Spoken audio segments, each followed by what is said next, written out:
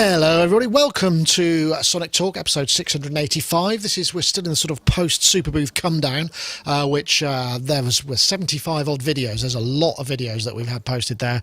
In fact, I will post a link in the show notes. I think I've got one that I could post here using my special overlay thingy that we'll post into the chat. So there we go, that's our SUPERBOOTH coverage if you're interested. This is the Music Technology Podcast. We talk all things to do with music tech and music production and all that kind of stuff, and it's actually well, we're getting towards 700, aren't we? But you can find us in audio and in video. We post to Facebook Live. You should be streaming on Facebook Live. We also stream on Twitch. We're streaming on YouTube Live, obviously, because you can see that.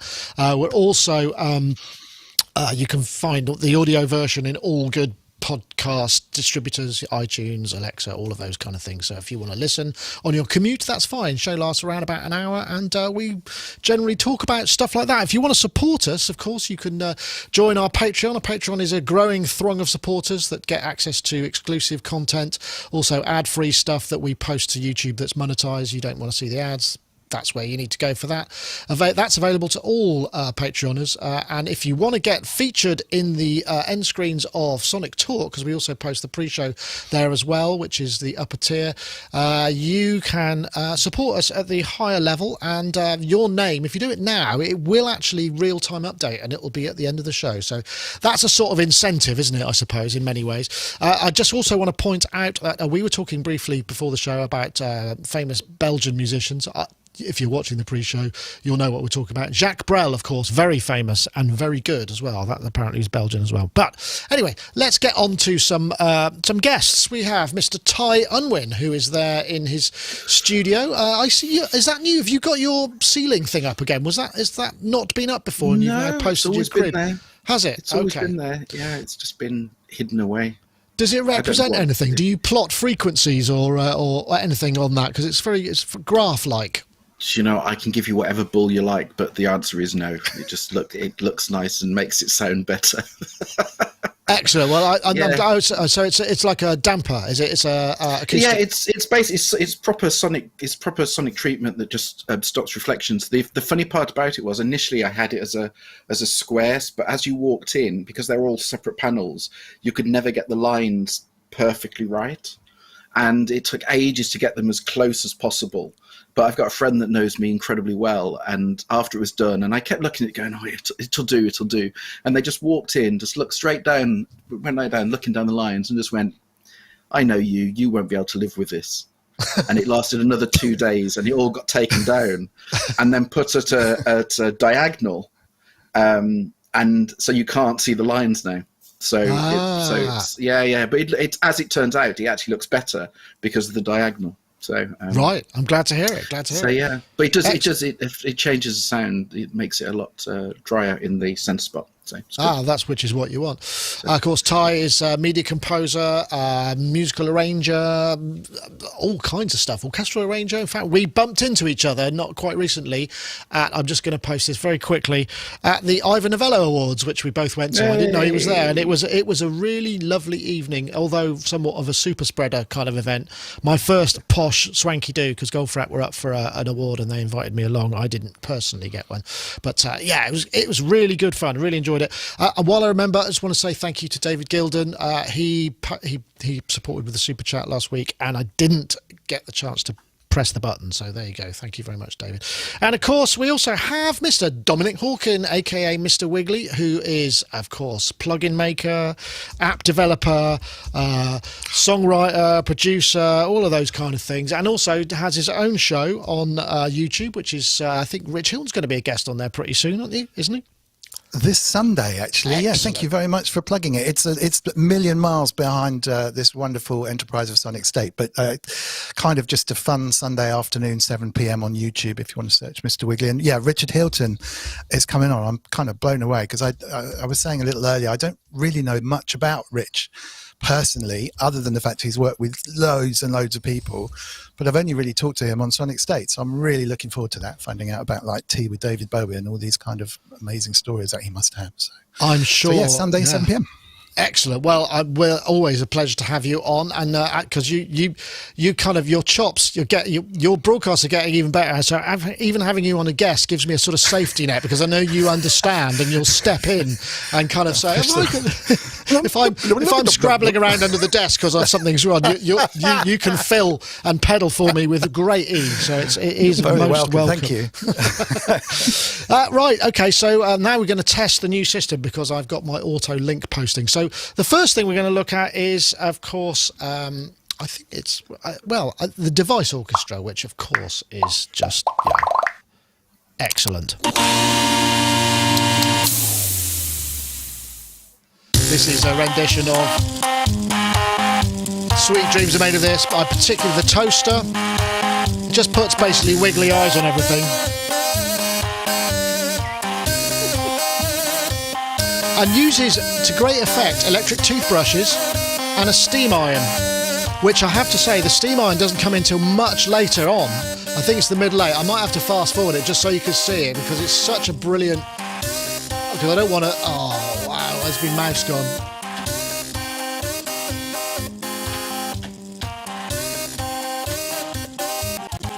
Here we go.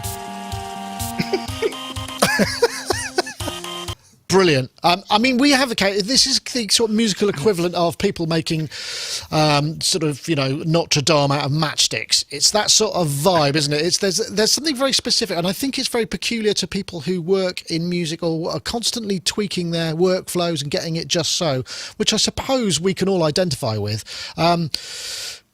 He's basically, or I believe it's a he, is a Finnish YouTuber, and he's got his own Spotify and a Patreon you can support, and they do one video a month of these kind of great ideas. And I'm going to come to, I know that this, I'm not sure whether we've done one of these sort of topics with you before, Ty, but I suspect you've got a sort of sneaking admiration for the... Look, no? The reality is, normally when I see these things, I normally... just sit there going, oh, for God's sake, some people have just got too much time on their hands, obviously got loads of talent and ability. Why are they wasting time doing this? Blah, blah, blah, blah. That's what I'd normally say. But this one is just so spot on and so amazing. And even just the way he uses vibrato, he does the kind of the voltage change to change the vibrato. Yeah, on the card machines. Oh, but it's just, honestly, it's faultless. It's just, normally I would say, obviously very talented, stop wasting your time doing this kind of stuff. But this one is just so fantastic. I can't say anything bad about it. It's amazing. I mean, honestly, it's really, really good. If you haven't watched it, you have to go and watch the whole thing. It's just brilliant. And more to the point, he's stuck googly eyes on everything. So, I mean, absolutely. Stick googly eyes on anything and I'm won over. So, well, in many ways, I find this more enjoyable than the chiptune thing, because of the chiptune thing. Completely. It's very similar, but it's this sort of, it's a bit more inventive, isn't it, I suppose? Yeah. Well, and requires... Yeah, and also... And also, do you remember, I've said this so many times, but do you remember when I said I used to, when I very first started off doing... writing electronic, it wasn't electronic music, but I didn't have a synthesizer, so I was taking bits of random things and trying to pitch them and trying to make music using everyday items like little computer games and kind of beeps and bops from calculators and all this kind of thing. So it's very close to heart, kind of for me. It's absolutely fantastic. Hats off to him. So. Yeah, I'd just like to say, before I get completely flacked about chiptunes, I'm not saying they're bad. I just think this sort of thing gives me more pleasure. And you can't beat a good old-fashioned chiptune square wave through a drive. That sounds. But if you're not going to say fantastic. I'll say that chiptunes are crap. That's fine. Okay, I would. Okay, that's my. Well, you can take the flack, except unfortunately it's going to get posted on my YouTube channel and not yours. But never mind. Say what you like. So I don't know, Don. There's something very charming about this, and I really like the fact that he also asked people to name the players, and the Toaster was, of course, called Freddie Mercury, which I think is genius. Better than Toaster McToastface, which would have happened if he put it out to the UK audience. Is it the same guy that started off doing the hard drive, or rather floppy drive versions, or is that someone else? Because originally, you remember that there's a a chap that was had a mountain of floppy drives all firing off with the buzzers. I think it might be the same guy. I'm not sure. Well, let me see. Either way, I bring up the page. Let's see. Device will play what the a fantastic thing. I know the first of its kind. Who'd forget the Floppatron, which is not him. Ah, okay, cool. So, because I mean, that's where it started. But yeah, everything that Ty said is absolutely wonderful. This guy has 500,000 followers on YouTube as well. So he's really, it's opened up. This is it's way more than just a kind of funny thing, isn't it? It shows how clever these arrangements are with synths as well. Just watching it, it's just incredible. And I thought when I was watching it that he was sampling them and then replaying them sampled, but he's actually changing the voltage, which is changing the pitch of things like the toothbrush, because there's one in there where it kind of glissandos up on the toothbrush, which obviously you can't do normally on a toothbrush. So he must be doing some kind of funky stuff in the background. It's just wonderful, wonderful way of doing it. And anyone, as Ty already said, anyone who sticks floppy googly eyes on anything is really cool. There's an amazing Reddit forum subreddit called Googly Eyes, which is just pictures of googly eyes stuck on things that people have stuck around. Like, for example, our local kind of pillar box in the village here just happened to have 2 stuck on them posted up there. It's become a thing, hasn't it? Because I've noticed there's somebody's just putting googly eyes on kind of signposts and everything all around. Yeah, adverts part of the world is a really well. good one. Yeah. No, it's a big deal. You can buy them very cheaply in big packs on Amazon if anyone's interested in joining the googly eye cult. But just full of admiration of this. Brilliant stuff. I do think that's probably quite a worthwhile opportunity. I want to Wagyu. Hello, Wagyu. How you doing? I haven't heard from you for a while. A super chat side says now we have to go watch the 4+ hour Look Mum No Computer chiptune SID composition as punishment. That's pure SID. Look, I'm not saying it's bad. I'm just saying my personal preference. That's all. Just saying. No, I'm saying it's bad. Yeah. Ty, you have to go and watch the 4-hour composition, not me. Okay. Will I? Yeah, carry on. I think it's unlikely. It's fair to say. Okay, right. So our next topic is, let me see. Oh, yeah, first pop music. Yeah, this is interesting. Now, I haven't actually got maybe I should play a bit of it. I'm very conscious of the fact that if I play stuff, I might get taken down. This is Tom Disfeld and Kid Belton, The Fascinating World of Electronic Music. When you play it, you sort of think, I wonder when this was made. And it actually is 1957. Is it going to make a noise? Oh yeah, here it comes. I mean, it's hard to believe this is 57. I mean, sonically perhaps, but it's actually quite musically advanced. And these two guys, this is allegedly or reportedly could be considered the first pop release, not the first electronic music release. There's a bit of... They're using the Ond Martino and loads of tape. But this was just the sort of... Oh, I've got to stop that, haven't I? Let me post the... actually, no, I've got to do this, haven't I? So I'm running out. I should have posted that because then it goes in the chat room. Never mind. I'll be slightly out with that topic. But this is just... They've just re-released this. And this came about because when I was at the awards, I was sitting next to a chap who's PR for the record label who've put this out. And he said, I'll send you a link. And would you be interested? And I said, yeah, okay. So, but it's fascinating, isn't it? Because... there are so many claims to this. In my article, I rather flippantly claim that it's a bit like when you go to Cornwall and every single pasty shop says home of the original and oldest pasty recipe, and it's just, yeah. I mean, the one I ate tasted like it was the oldest, but I'm not sure it was made from the original recipe. But this is, I never heard of these two guys, these Dutch guys. Is this something, I know you went to college and stuff and studied music. Have you heard of them? Was this? Yeah. Hang on a second. Hang on. Oh, this CD. Yeah. Okay. This has got them on it. And if anyone wants to really listen to very early electronic music, it's a double album that has loads of stuff by them, from very early composers, lots of media composers, kind of the very first kind of the pre-runner to the Radiophonic Workshop, and it's all that very kind of late 40s, early 50s, 60s electronic music. And the problem is trying to differentiate what was pop music and what was classical music and what was art music and what was basically just noise. And so that's the problem in laying claim to which was the first.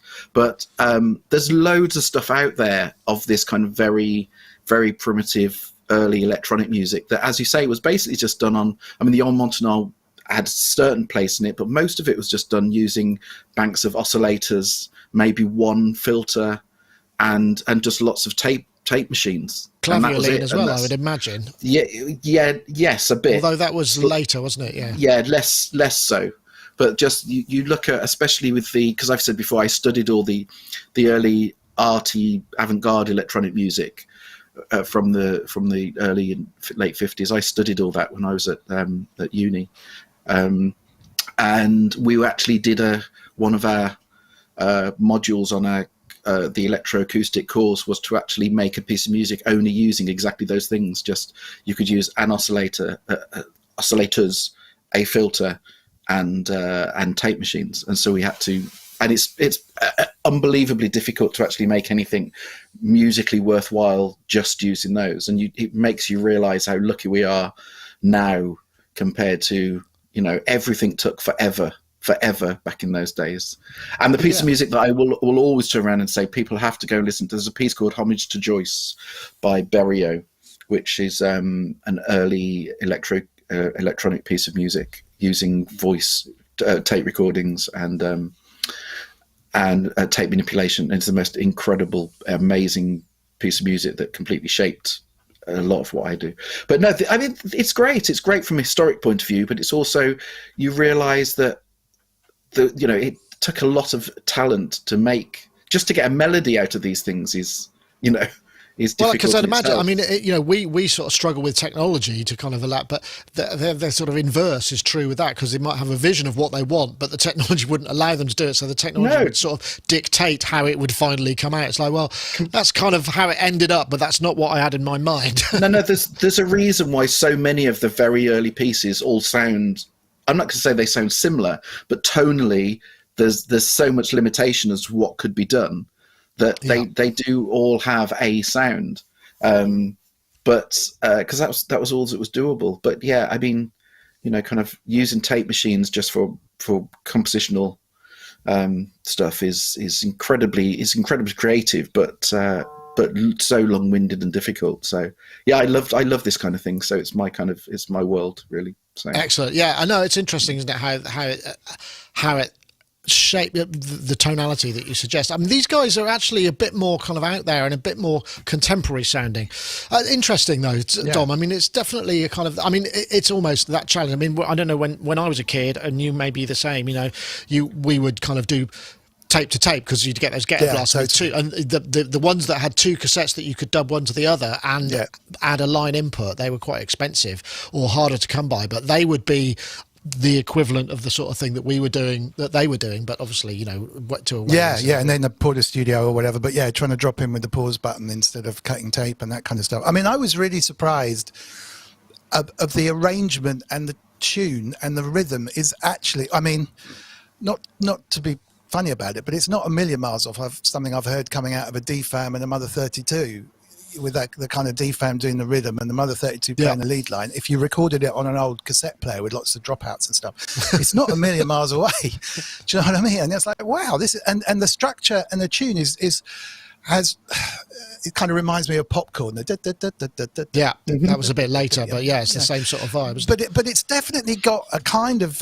style to it that's definitely pop and really quite interesting, and a groove, if you can call it a groove out of two bits of effectively two lines on there, which is really quite astonishing for the time. So whether they stumbled upon it, and it's got this kind of triplet delay, almost like a double delay on the top, which makes everything sound good as well, which is also used all over the place.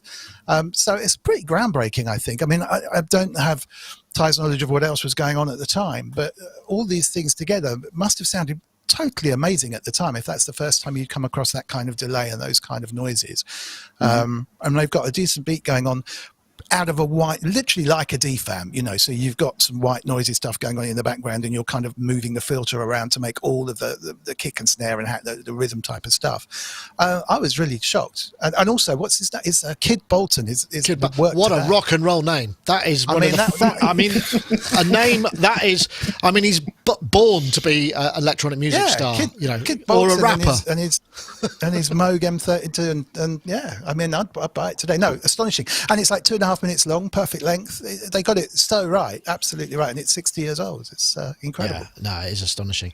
Okay, well, I think at this point we'll probably just have a quick word from our friends over at Modal. This is the Cobalt 8, which is an 8-voice extended virtual analog synth. Innovative oscillator with about 40 algorithms, I think now. Morphable 4-pole ladder filter, 29 endless encoders for real-time control, internal sequencer and arpeggiator, MPE support for expression, which works really nicely. Modal app for Mac, Windows, iOS, Android and VST3AU. Check it out. Go over to bit.ly/get_modal to find out more. Yeah, I think there's. I just thought that was a nice one, and I'm hoping that they'll be doing a bit more of that, because I wouldn't mind checking. There was a video, but it's very sort of like Mr. Cholmondeley, you know, it's with a pipe and everybody's wearing a suit and looking very formal, which is kind of weird when you consider how music is presented more as a sort of scientific endeavour than a sort of anything else. Or I suppose it was the age; everybody dressed like that, didn't they, in the 1950s, pretty much. Quite. Anyway, so, while we're on the subject of electronic music, here, of course, I'm going to play a little bit of this, because this is probably going to get me busted, but this is Vangelis. New album out, which is called From Juno to Jupiter, and it's done via his normal... big improvisation machine, and it's so Vangelis. In fact, this one I'm going to turn it down because I might be able to get away. He's working with, I know what's the name of the lady. It's if I could pronounce it, Angela Giorgio, who's a soprano of some note. She might start singing in a minute. I think it's coming. Go on, Giorgio. It's so Vangelis. There we are. And this, we haven't had an album from Vangelis for a long time, but I tell you what, it's all. I was listening. There's a whole bunch of tracks on this, and it's sort of inspired by space and the fact the Juno to Jupiter's nice little play on obviously synthesizers. But even for me, I think there might have been a bit too much reverb on stuff, which was kind of shocking. That if I say that myself, but yeah, it's good. I'm glad that it's in the world. It doesn't have quite the same cachet, although if you listen through, there's loads of Vangelisisms in there. You know, they're kind of slightly sounds a bit like a slightly tweaked DX7 voice and a fretless bass patch, and 9 seconds of reverb, and some tinkly things. And also some really nice kind of filter sweep stuff. I don't know. I thought it was kind of cool. I don't know how you feel about Vangelis. I mean, he was really groundbreaking in terms of that whole improv thing, because I mean, you work fast, and I don't know how much improvisation you do with your templates. I mean, would you say that there's any sort of similarities with the workflow and maybe the stuff? No, because his system is no. I mean, his system is very much. It's completely dedicated to work in the way that he works, and I'm a humongous Vangelis fan. He's basically one of my real heroes. I say was one of my real heroes, and what's basically happened is over the years, especially the last 10 years, it's all down to that system, if I'm honest. I mean, he's getting old now, and he works how he wants to work, but his direct system basically just links to essentially a whole load of Roland modules from the 90s. So, and it just shows, it just tells, everything the way he plays it now, although the system itself is incredibly clever, very, very clever with the way he can switch patches and and the way it's all linked together is very clever, and it's made for him to improvise with his vast array of pedals. But at the end of the day, there's always a limitation to what you can do with 2 feet and two hands. And so what has happened now is that all of his music just sounds essentially just like glorified organ music. And he does occasional overdubs, I think, but that's Mantovani.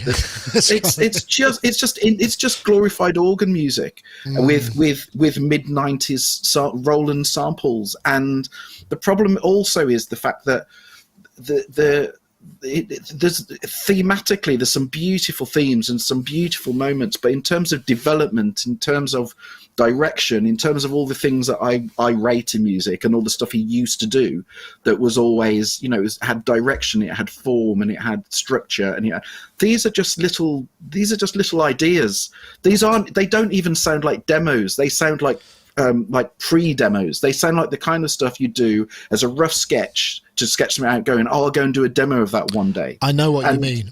And it's all, and as you say, in terms of reverb, I mean, we all know we love Vangelis because of the never-ending reverb. But there was even on the opening track, there's a little kind of this spiky little electronic arpeggio thing, and you're thinking, oh, that's a lovely line, and it's going through this like 4 hours of reverb, and it just turns it into a mush. And the problem I have with it is I'm such a huge Vangelis fan, and I've now listened to this album about 10 times, and I'm trying to love it, and I really want to love it because I love him, but there's just a big, and it gets better. It's one of those albums, it's not one of those that, it does get better the more you listen to it. So the first time I listened to it, it was absolutely crap, and then now it's okay. But I just got to get in the groove.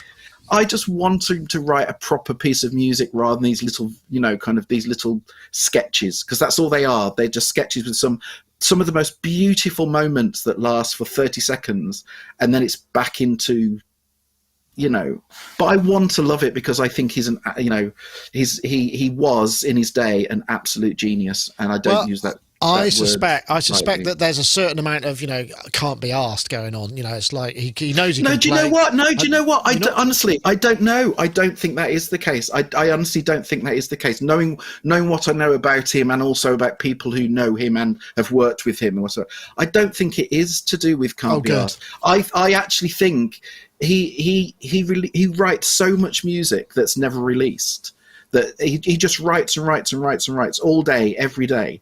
It's not that he's kind of misunderstood, because he's essentially wants to be a serious thought of classical composer within his genre, within what he does.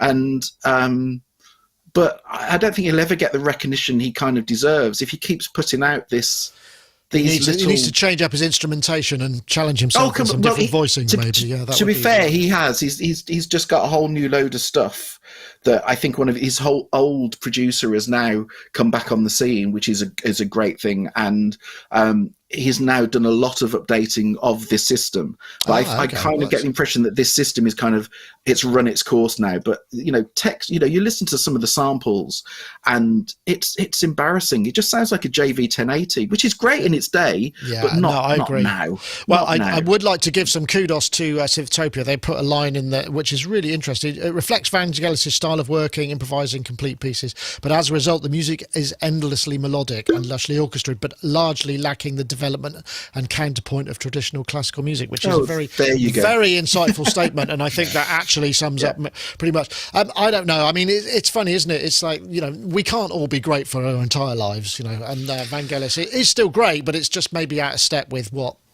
some of us want to hear. It is, isn't it? I mean, it's very hard being on a show with Ty, because if he goes on first, he basically says everything. Sorry. And I spotted no, it's fine. I spotted that line as well, because I listened to it, and I know Chariots of Fire, I know Vangelis. I've not been an absolute amazing fan like some people are of, say, Jean-Michel Jarre or Vangelis, or that synth thing. I liked Tomaita, when I was growing up, but my introduction to synth was more due to pop music, I guess, and Nick Rhodes and stuff like that, rather than the synth composers. And I'd listened to this album, and I did think, this is kind of weird, really. It sounds, to me, I was going to say it sounded like flipping through the presets on Omnisphere and having 5 or 6 instances of it, and almost putting together. Yeah. You That's know, it's not a million miles away from some of the music I put together for the Sleep app. It's obviously a bit more uplifting, but that is long ambienty pads played. It's not particularly hard to do. It's just evocative of a relaxing moment.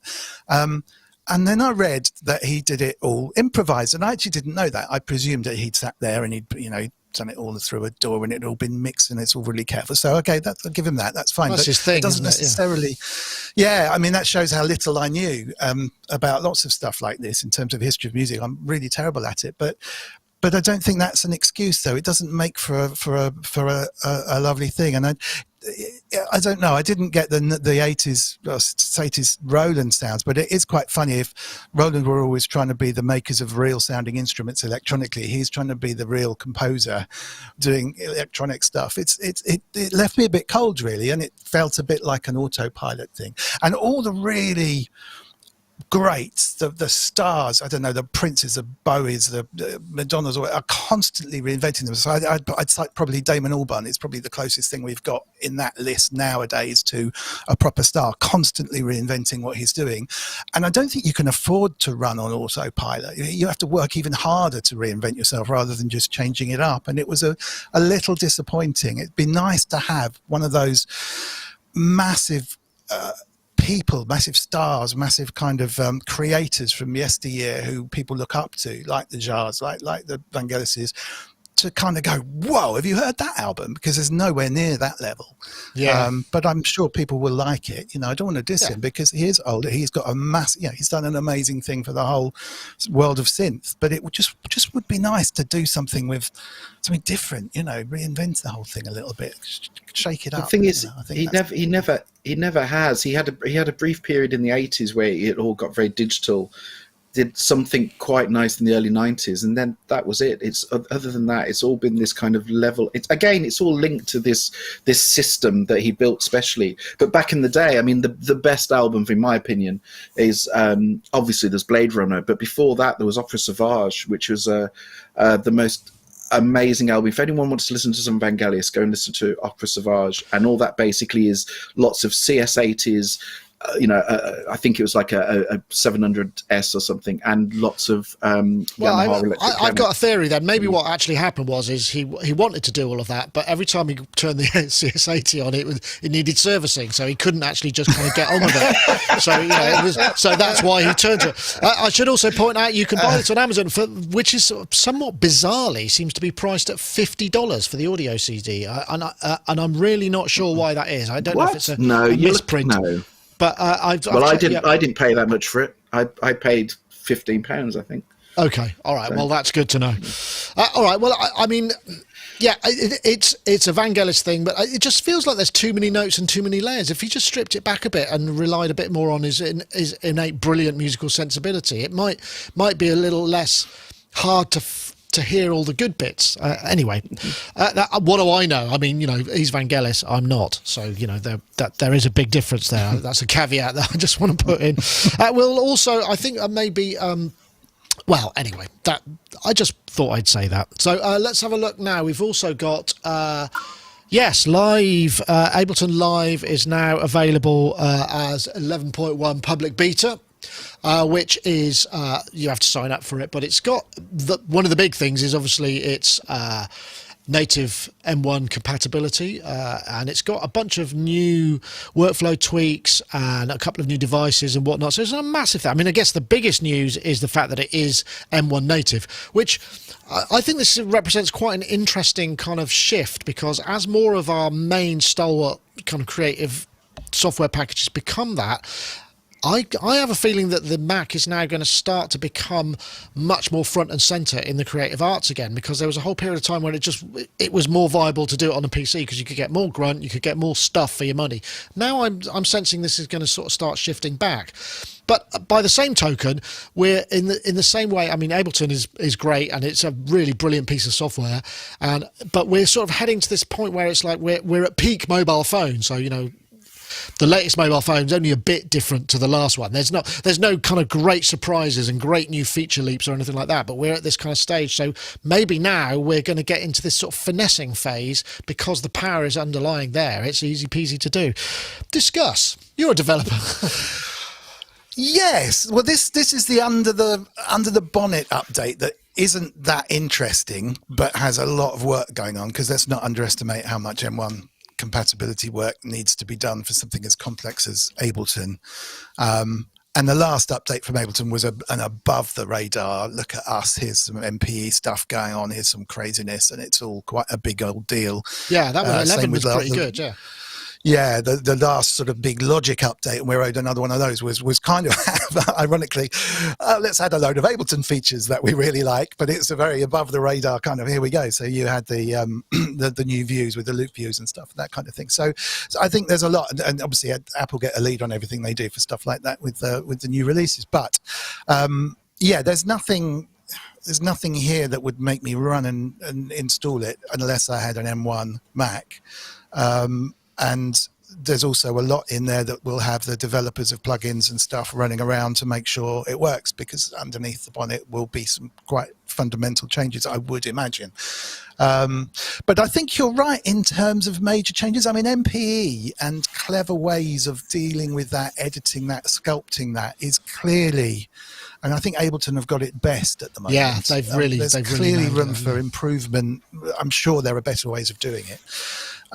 So that's a big one. And the lovely AI style processing of audio, remove the bass from this stereo master, as in the bass line from the stereo master, or solo the snare drum, or artificially make this snare sound bloom. I'm kind of wanting, I was chatting about this yesterday, I'm wanting synths and controls that don't say oscillator level, they say grunt or splash or oomph or trouser flappiness or whatever it might be, descriptive terms for sound. That's going in the titles. That's going for the titles, yeah. Trouser flappiness. Trouser flap. Do you know what I mean? I want to be able to describe a sound or play a sound and tell the DAW to say, make it more like this, So that's much more in the kind of artificial intelligence AI kind of realm.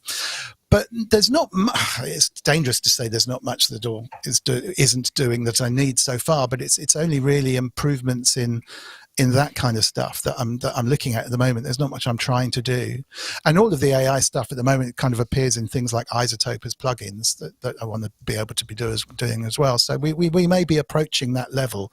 I mean, more tracks, faster, utilizing faster processes to make reverb sound even more beautiful, to make oscillators sound even more perfect. I mean, there are limits that processing power brings to how good plugins and synths and effects can sound, which we're still hitting all the time. If you want to have 50 oscillators in a synth, it's just going to fall over. You're compromising already. So that stuff will help with the M1 processor. But no, I think you're right. We're touching on that level where, I mean, if the first big move when DAWs made a difference to me was when you had your Atari or your Mac running the MIDI, and you had your samplers in your rack running the audio. And as soon as you could bring the samples and the audio into the DAW, then it became a whole new ball game. So I stopped selling samplers, and everyone started processing audio like we do every day now within the DAW, and you could start,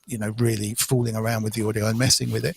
And since then, it's just been improving that integration and improving the effects that we can do with time stretch and that kind of stuff. And there's definitely still room for improvements there. But other than MP at the moment, perhaps clever ways of influencing the audio with other inputs. I mean, I mentioned it a couple of weeks ago with the new Unreal Engine having an enormous, great kind of DAW built in.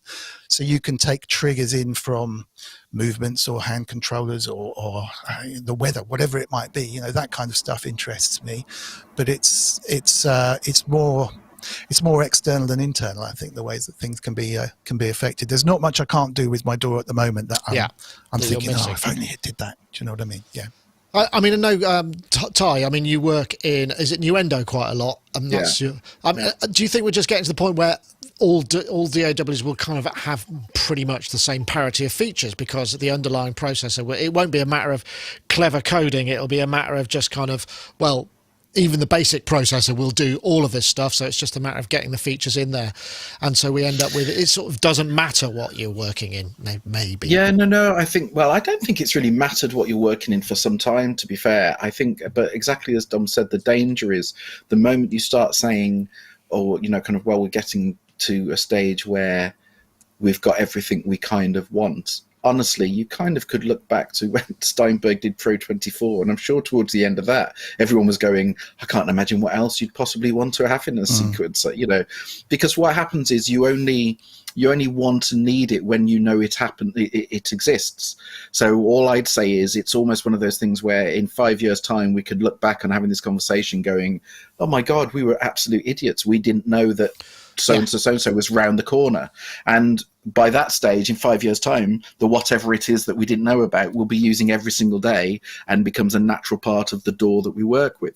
So all I'd say is with what we know and are using now, I think you're right. I think DAWs are very much, it's all about fine-tuning now. It doesn't matter what you use. I mean, I still absolutely think there are certain DAWs that sound better than other DAWs. I still think that Logic sounds crap, and Nuendo and Cubase sound better in terms of the actual sound, in terms of the processing going on.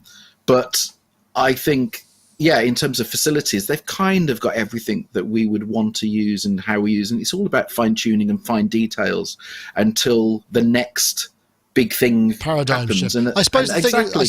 I suppose the thing is with live, though. I mean, that is definitely much more geared around live. I mean, performance. It's less. Yeah. I mean, it's still Giveaways great for composition, but it's actually a thing that you would probably use if you were performing, whereas you might not use Cubase or Nuendo. No, you because wouldn't. Nuendo's more geared towards Yeah. the composition and media and time sync and stuff like that. So absolutely. So I think that but those are two such separate areas that, I mean, essentially, Ableton is basically the one.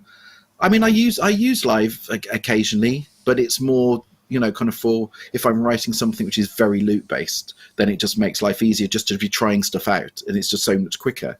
But as a compositional tool, it is very much more a live tool. But if you've got those two areas, I'm not being funny. If you've got if you've got one that is a normal DAW, whether it be Cubase or Logic or whatever, and then you can use live, you're completely, you're sorted. You're absolutely sorted. And maybe who knows what's around the corner? Like we could just be laughing at ourselves, in the not too distant future. Because as Dom said, I mean, AI is going to come along and change. That will make, I think that will make a big difference. So absolutely. I don't know whether I like the idea. I don't know whether I like the idea at all. But kind of, we'll see. We'll see. Yeah, we'll see. Well, I should point out, of course, that that this was about the. If you want the Ableton beta, you need to go and sign up and register. But it's a public beta, so if you're a registered Ableton user, you can get hold of it and get stuck in. So, sorry.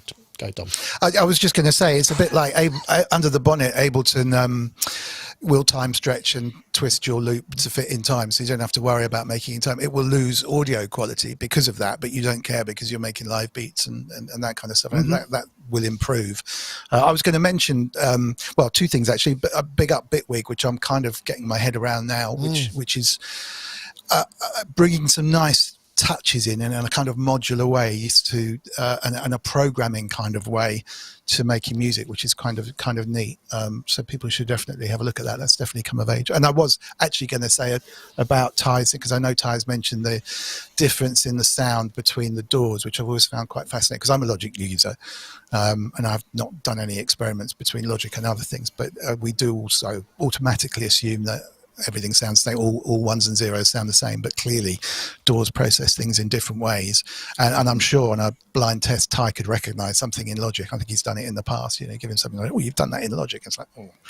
But he does have some kind of weird hyper kind of amazing alien Well, brain that's able to spot this kind of stuff. So. I think this is probably going to change as well, because I mean, when you're working in sort of Atmos and surround, you've got much more headroom. It's about the headroom. I think the underlying engine underneath Logic is not hasn't got as much headroom and much kind of room as the one in Cubase. And I know that this was the case a while back, and I assume it's been rewritten since then. But maybe it's still got some legacy kind of maths. I mean, because that's what it's coming down to in the as well. But yeah, okay. I should probably. There was a great chat, a great point in the chat room, which I haven't passed. But it's basically, the Vangelis album would have probably sounded better if it was mixed by Prince Charles Alexander, who is featured in a word from our friends over at Isotope, which I'll play now.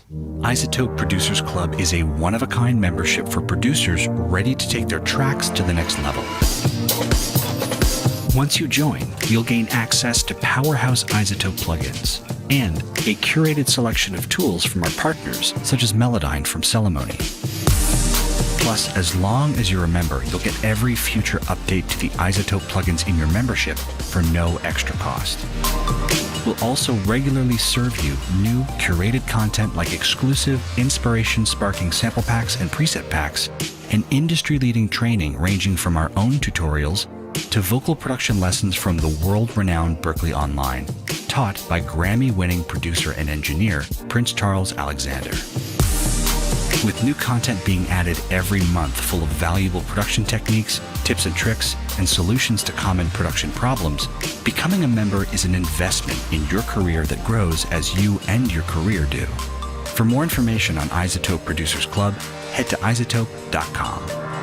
In fact, if you go to isotope.com/sonictalk, you can claim your free month. In fact, there's a Producers Club, and there's also a Music Production Suite Pro, which gives you different elements of the available Isotope plugin suite, and we do very much thank them for their support of the show. And yes, okay, so there was something I was going to mention which has completely lost my mind, but now, maybe if I get on to this guy. This is an article that was written by Midio. No, it's not. What's it's up, that everyone? one. Here we go. This is The Mushroom in the cool. studio.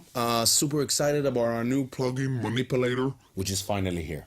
Finally. As you can hear, it's a pitch shift, but on steroids. And it does so many other stuff than pitch, but it's amazing.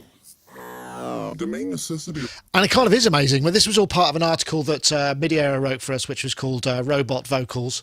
If I could just find the actual page, then was it Robot Rock? I'm very it sort of got a bit lost in the sort of whole build up to Superbooth, but there's a whole load of great vocal processing and vocoder stuff resources in there. But the one that really stuck out for me was this Effective Mushroom thing, because just because of it's this thing which is called Manipulator, which is real time. And I don't know, but the Effective Mushroom are obviously clearly very talented because they know their way around it. And it was just, it seems like an absolute joy to demo. And not only that, it does some really cool things. And I just thought, works on monophonic sources. You can just do shift formant, you can shift pitch, you can shift FM, you can sequence all this stuff, you can filter, you can play chords into vocode up to 4 notes. And it just looked like a really cool plugin, and I can't believe I hadn't heard of it before. I'll come to you first, Don, because I know you develop plugins. I don't know how long this has been out. I hope not long, because I feel very idiotic for having missed it. We should know about it. And I didn't either. They're nuts, aren't they? I mean, the Infected Mushroom stuff is just brilliant. Fabulous demo, and I love what it does in real time. It's absolutely crazy. That article itself is really interesting, with kind of the history of vocoders and the way that whole thing has come together from Sparky's military technology. Yeah, wow. Yeah, right. It's just really, really kind of neat. But no, absolutely love this. I mean, funnily enough, Isotope have one as well. I keep mentioning Isotope, but they do have some pretty funky AI-based things like that. That's the one I've been aware of that I've been using. So Vocal synth. If I've ever tried to vocal synth, yeah. So if I've tried to do vocals on something, I quite often, if I'm putting together demos together or something, I might do it, and just to make my voice sound a little bit better, then that's cool, and you can do some nice effects on it. I'm also quite a fan coming the other way of stuff that the kind of robot voices. I dare to say chip tunes, but you know, the stuff that the stuff that came out. There was there's a talking calculator that's on a Pet Shop Boys track, divided by 0, 0, and stuff like that. Those kind of that kind of stuff. And there is a hang on, let me look it up before I forget. There is Chip Speech by Plogue Sounds, isn't it? Is it Plogue Bidgel? Is that Plogue Bidgel? And I've used that a lot. So you're almost starting from a robot. I don't know if I can. Is it like Speak and Spell? I don't think. Yeah, almost. Those kind of words there, right? So I've got it. I can't show you. It's just set up here. But they've emulated all of the speech from stuff that worked on computers all the way back through the Speak and Spells and all that kind of stuff. And that has a kind of historical reminiscence to it, which reminds people from back then. Yeah, there you go. I highly recommend that. It's really epic. You can. I like the sound of Cider Talk. That's. I can almost find Cider Talk here. Cider Talk 84 sounds like this. Wow. But I don't know if you. But you can type into it and do all sorts of stuff, and some of them are actually kind of reasonable because as the early because they had chips built into computers to speak as well in the early days, and they got better and better. And it's just all in one box, all of this stuff from Speak and Spell up. So I kind of like that, and it does encourage this kind of I know that sound from somewhere. I remember that. But real time kind of tweaking of voices like that, you can't get better than this infected mushroom thing. It's pretty impressive. So I'm off to buy that straight after the show. They run it on they run it on instruments and sort of monophonic lines as well. It looks really cool. I don't know if you're aware of this. I mean, you have everything generally, Ty, so you've probably been using it for years, and it's been out for a long time. I haven't, because I'm not really that much of a vocoder or kind of vocal effect kind of person. Only because I'll be honest with you, I always think it kind of just dates something so quickly. It's one of those things like, when you have, it's the same as, when you have a drum sound, which is so much of today. It's today. And then it just, you listen back to it in 5 years' time and just go, oh my God, why did I use that drum sound? It just dates it. And it's the same way, at the moment where every single female vocal has a section where they basically have a pitch shifted vocal going down, and it's just like it's a great effect for now, but it's going to date it so quickly. So I try not. I just don't really. I don't really get it. I understand what you're saying. Do you know what I mean? And so that does make sense. So I've got vocal synth, and I've got a few things. I've got a few vocoders, and I've still got my XT, my V-Synth XT, mainly because of the vocoding on it, which is nice. But would I actually use it? Not really. But I have to say, from a processing point of view, that plugin that we're talking about now is, because of the lack of latency on it, it's incredible. You're thinking, God, the amount of processing that's going on under there, it's really clever. It is very clever. And if that's the effect you kind of want, then I think it sounds awesome. But for me personally, no, it's not something that kind of is that appealing to me. No, fair enough. Never has been. My vocoding is basically craft work, and that's where it kind of that's where it begins. That's where it stops. Sennheiser. Yeah, exactly. Exactly. That's it. That's interesting. No, I think that's a valid point. Actually, one thing that we should mention, we always talk about vocoders because I know Dave Spears, who's has been a very regular guest on the show. His wife has a sort of almost aversion to them, so whenever we put them on, that's maybe why he didn't want to become a guest today, or be on today. But it's probably because he's busy, frankly. But yeah, vocoding is a very Marmite kind of thing, I suppose, isn't it? Did you hear my chip speech earlier, or did it not come through? I probably had it turned. Oh, good. As long as it came through, I certainly realised I had it turned. Nicely rooted. I think you get the award for the best rooted audio of the show, probably of the year, actually, to be honest, because it was seamless, frankly. By accident. Yeah, by accident. Excellent. Nice working. Actually, while I was talking about technology, I've got the Hydrosynth Deluxe here, which is just in for review at the moment, which, that'll be coming along soon. I just thought I'd mention that. Mine's ordered. I want it. It's interesting. I kind of thought, this is great. And then I was thinking, actually, there's a couple of things that would have been nice. Why did they... the shelf is great, obviously, but they could have actually put the pads from the desktop version on there.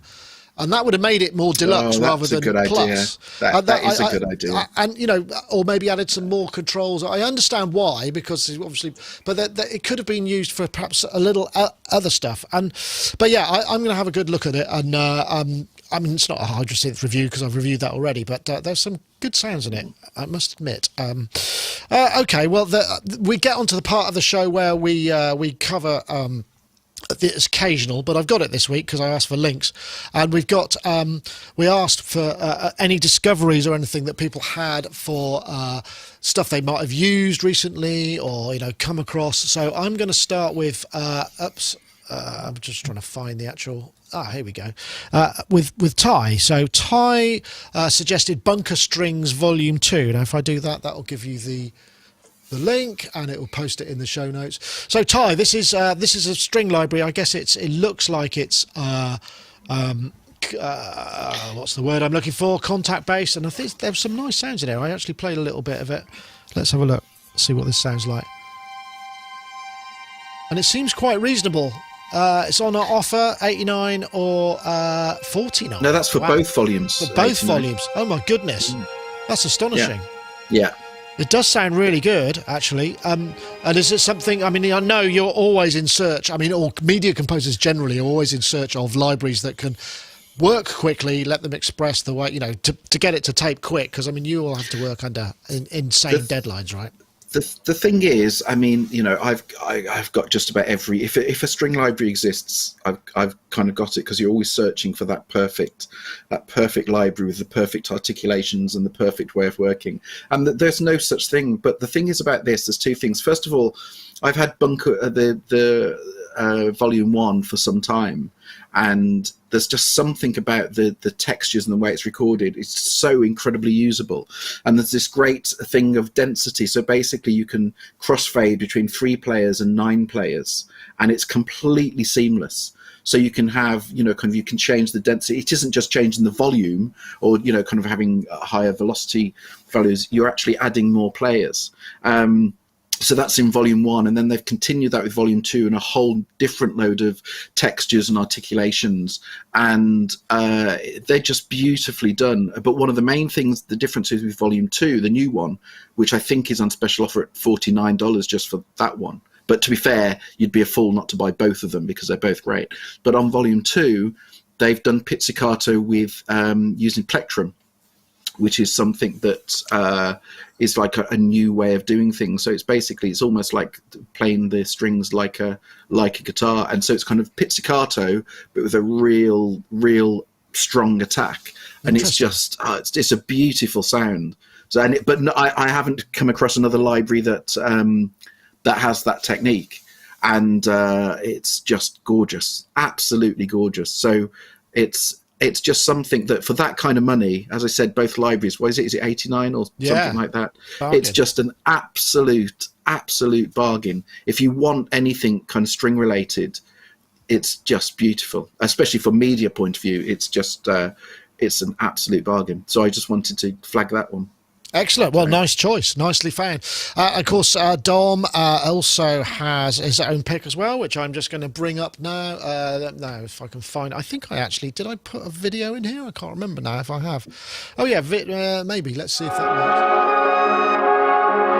works. Yes, video sync, which we've covered before, but it's had some major update, including M1 Native show sync. And you said you've been using this quite a lot, Dom, so that's why I'm intrigued. Yeah, I mean, we did cover it in passing a while back, and it is M1. I got in touch with the guys and said, I've been using this for a while. I haven't updated it recently. Is there anything new? And they said, yeah, there's a new version about to drop, but we can't tell you. We're keeping it a secret. It's the thing. But, you know, the new version of Ableton's just come out. It's completely compatible with that. The basic thing is you can treat, it's a Max for Live thing. That you can treat audio in Ableton, well, video in Ableton as audio. So it comes with a sampler like Simpler, into which you can load a clip, for example. And then one of the tricks I would do in Ableton using Simpler is that you could load, say, a a beat in there, chop it into 16 pieces, and then trigger one of those 16 pieces on a note. So you can start triggering random pieces of that loop. Now you can do exactly the same with video. So I can load some stuff in there, fire off a kind of random arpeggiator into it, and it will literally fire off random clips, glitch free, of the video. You can set, it has about 20 effects that it comes with, like for example, say a bloom effect that would make the whole video kind of go poof, and you could sync that up with a kick drum, like a side chain or something, and it's just really, really neat. You crossfade between them, and it just works. But what it does is it opens up a separate video window on top of Ableton, which you can move off to the side. Ableton, if you drag a video clip into Ableton, it pops up its own little video window, but you close that, use theirs, and then they just appear as plugins. And you drop those plugins into the channel that you've got your video in, and then you can sync them, route them, trigger them with MIDI, trigger them with notes, fire them off like a side chain. But it's in time. That's the key thing, isn't it? It really is. And so many people.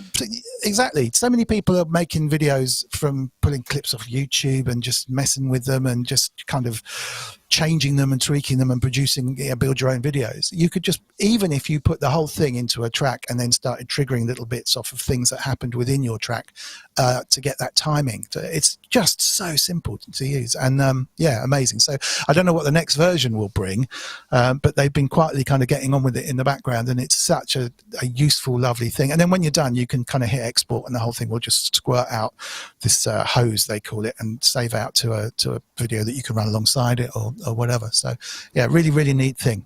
Very, very good. And it's not expensive. I think I think even the demo version is really pops up a nag screen or something, and it's about 70. Yeah, that's really for video stuff. I mean, it's obviously not its own editor, but I mean, it's as it's in a plugin. But but it's not far off because it uses.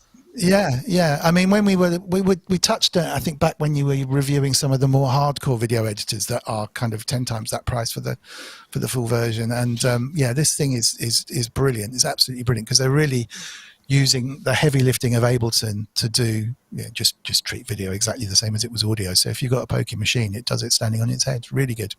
Excellent. So that's my tip. Nice find. I've got a couple of things. First one was the let me see if I've got this right. This is low cost in-ear monitors. Now this isn't about audio fidelity, but if you're on screen a lot or you need to kind of wear headphones that are just not basically sticking out, then I've got some here actually. I bought these. These are just really. Just do a search for in-ear monitors dual drivers and you can pick them up for like 20 quid. I've got a set here which is what I use, and they're really, really handy. You get the ones which don't have the built-in mic, and you can get dual driver ones for like 10, 20 quid, and they're not, I wouldn't choose to mix on them necessarily, but they're just really affordable. They're only a little bit more expensive than your average pair of buds, but they're actually just more discreet and just able to after you bought a pair last year, I went and bought. So these are the 5 driver ones that I bought on Amazon, and they weren't that much more than because you had got the dual one, which were whatever it was, £20 or something, and I can't remember. These weren't that much more expensive for the 5, and I have to say the sound quality. There we go. 5 drivers, 50 quid. I mean, that's astonishing. There we go. And they sound amazing for the money. For 50 quid, they sound fantastic. They really do sound good. So that's what these are. And, and you can hide them out. Well, I use them at shows now because I put this in because not only does it kind of, it's just small and not in the way, and you're not wearing a kind of big set of, thing, because you wear over ears at a trade show because you're trying to keep the sound out. You put these in, you don't have much sound, and also, that if you lose them, it's 20 quid. It's not like your 150 or 300 pound noise reducing headphones, which also work great. But if you wear those all day, I don't like the way they are. So for a show, absolutely brilliant. So I would thoroughly recommend those. And the other one was literally, I can't play it because I'll get busted. It was just. Check out XTC's Making Plans for Nigel, just because they're a great band and it's a really, really good tune. That was it. No other reason. Totally underrated band. Totally. I saw that. underrated. You must have put it on your stream or something on Facebook. It's such a good video. It's really, and it's the happy, good, amazing sounding thing as well. Brilliant. Yeah, 1979, I think it was. Astonishing, really. Yeah, is it Colin Moulding? I've forgotten what his name is. I think It's Colin Moulding. Colin Moulding is playing a Fender Music Master short scale bass, which I have one of those, and that just made me feel good about myself, even though I can't play it in any way, shape, or form better than him. But yeah, it's and then I got into this whole sort of just history of XTC, because they're one of those bands that have been very influential. I mean, they've gone through an awful lot of stuff, but there's an English Settlement double album they made in the 80s.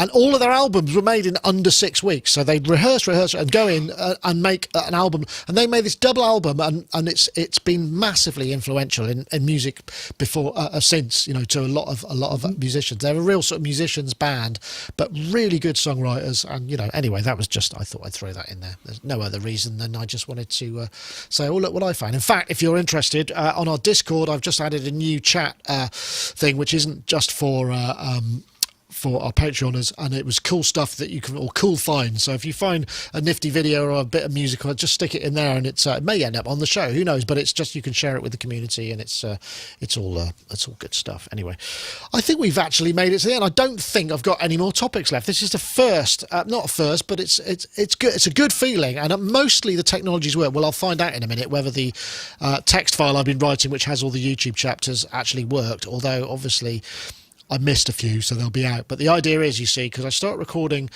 way early, and then I just got to figure out when the show actually starts, and then in a spreadsheet you just go time offset, and it'll just go, okay, take that off all the chapters, and it'll give me the list, and I can paste it into the show notes. That's my contribution to Sonic Talk IT today. Ty, it's been lovely to have you. I hope we haven't kept you from too much No. deadline activity. No, all good. Thank you. You all busy, and you've got stuff to get back to, no doubt. I mean, you always yes. It's a David Attenborough thing, so but it's good. So do you get the voiceover? Do you get the voiceover with that? Not yet. I think that's due, but it's not there yet. It will be here. That's but interesting, because not he the way he records, or the way they get his sound, it's almost ASMR, isn't it? It's kind of it's very close, and he speaks quietly because he's an old chap. So once that arrives, does that mean you then have to reorchestrate everything because you think, oh, you can't hear any of my stuff because his voice is... probably, but sod that, I won't be, but possibly. Oi, Attenborough, no. Yeah, exactly. Yeah, my music. Yeah. All right, that's going in for a title possibility. Sidechain the Attenborough. That's what you Oi, Attenborough, no. I wonder if that'll fit in the Attenborough, no. I don't know if that... Okay, well, no, brilliant. And Dom, lovely to have you too. Thank you, as ever, so always welcome. And thank you for your picks. I look forward to your show, which is on Sunday night with Rich Hilton. So thank you. Yes, please go and have a look at Mr. Wiggly on YouTube and hit that subscribe button. I'm just going to look it up. Watch Rich Hilton. Or pop off and just see the show with Ty from 2 weeks ago, which is probably the funniest hour of my life so far. It was very, very, very funny. If you want to see Ty doing an impression of the cast of Rainbow, pop on off and subscribe. Yeah, great. You've sold that one well. Well done. What's the numbers for? What else can I say? Here's the chat. Yeah, so and that's it. Yes, so there it all is. So do check it out. And there's excellent stuff. Well, you're most welcome. Thank you very much, and thank you everybody in the YouTube chat and in the IRC and in the Discord. Very much appreciated, and I hope it's been a fluid experience. And hopefully, I'll be able to actually publish the video a little bit quicker than usual, assuming everything works. So anyway, that's it for this week. I want to say thank you very much to all of our guests. I'll go to one of our old school shots, and we can say goodbye. And that's it for this week. See you all next time. Take care. Bye bye now.